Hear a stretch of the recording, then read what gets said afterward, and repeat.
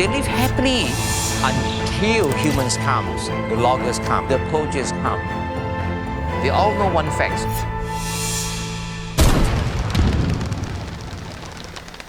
Which is humans is the most dangerous animals on planet Earth.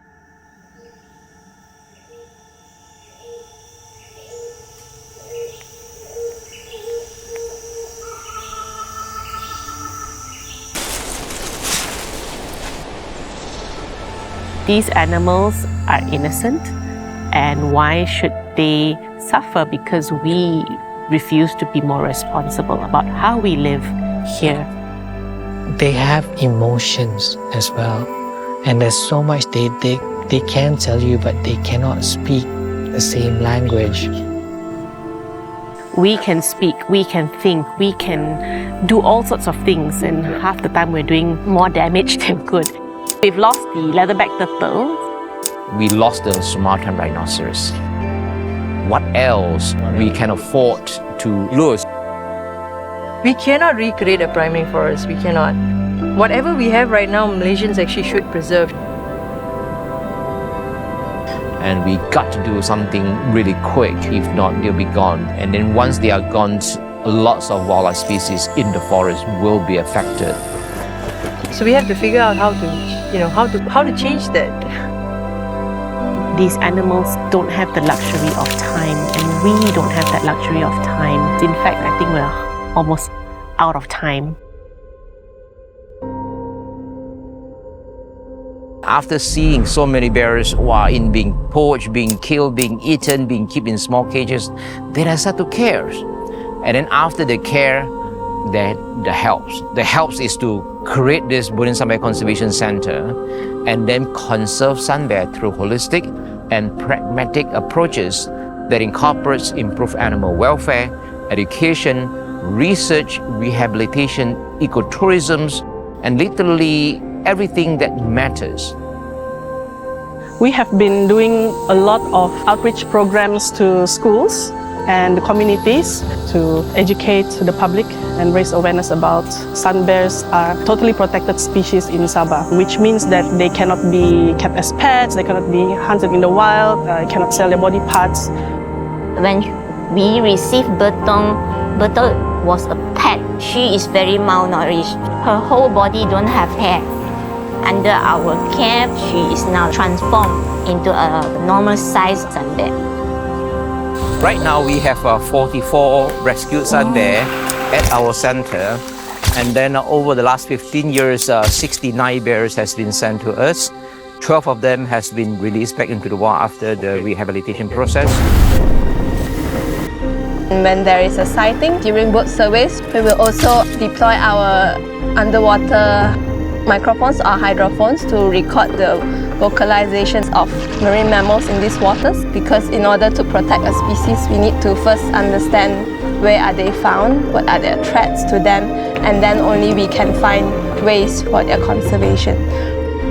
So our work is meant to understand how their acoustic behavior is impacted by human activities, specifically boat noise and things like that. And then, depending on where it is and how much overlap, we want to work with the authorities and stakeholders to come up with a solution. So in this case, we're trying to come up with a boating code of conduct, as well as to maybe try and establish speed limit zones in certain areas.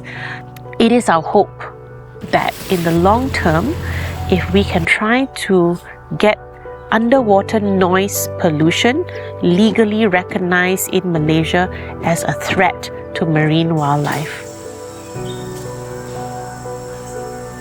Gaia, we do conservation work and research. Whatever funds we get, we go and set up artificial nest boxes for hornbills. It took a lot of time, but understanding a microclimate for any species is the most important to replicate their habitat. So we put a data logger inside to measure that. And it's so amazing, even though it's in the middle of the afternoon, it's so hot, right? The temperature is 25, 26, 25. And in the early morning when it's quite cold, it's still 25, 26, 25, 26. And it's high humidity. So we try to use that and put it into the nest box. In Kenyir, we are working with Zikri and the Orang Asli, Azgi, Alan, and Jai. We are looking for hornbill nests so we can study that. A single hornbill can spread up to 200,000 seeds every single year. Pokok tu buah dia jatuh kan, kalau kita ambil, kita semaikan, kita nak tanam tu, dia tak akan tumbuh. Baja apa-apa pun dia tak akan tumbuh. Burung biar dia makan, barulah dia hidup. They are the forest gardeners. They expand forest ranges. If hornbills are no more, no one's going to be planting those trees. They are recycling the pollution so that we can survive. And then once they are gone, lots of species will be affected. We are actually endangering our own well-being. The entire ecosystem will collapse. It's going to destroy every one of us. Anomalies are happening everywhere. Here it's more like weird weather, raining when it shouldn't be, monsoonal weather when it shouldn't be, flash floods, all linked. And I just don't know when manusia akan sedar diri.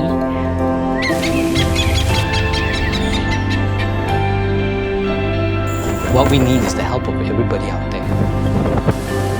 Someone next to me said, "You're not allowed to quit." I said, "What do you mean I'm not allowed to quit?" We need you to protect the planet and we need you to save the planet. And I just stopped the person in his tracks. I said, "No, it's not my job to save this planet.